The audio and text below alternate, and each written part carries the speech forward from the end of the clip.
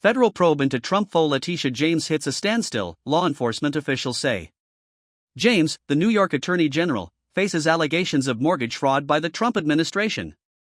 She has denied any wrongdoing.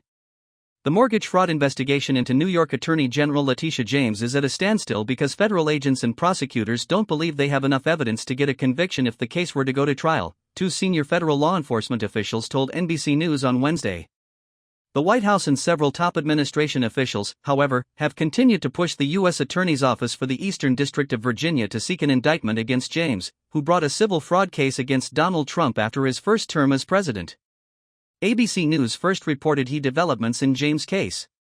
A grand jury has been hearing evidence, but so far prosecutors have declined to seek an indictment.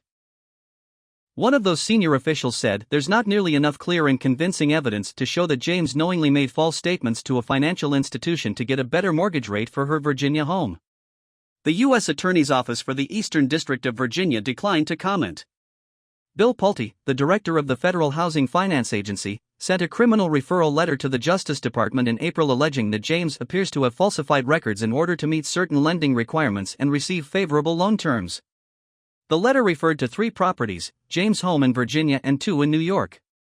The allegations center on a document related to the Virginia home James purchased in 2023, which she and her attorney says incorrectly showed that the property would be her primary residence. They say that was a mistake and that it's the only document related to the purchase of the home that indicated the primary residence designation. The rest of the loan documents accurately say the home wouldn't be James' primary residence.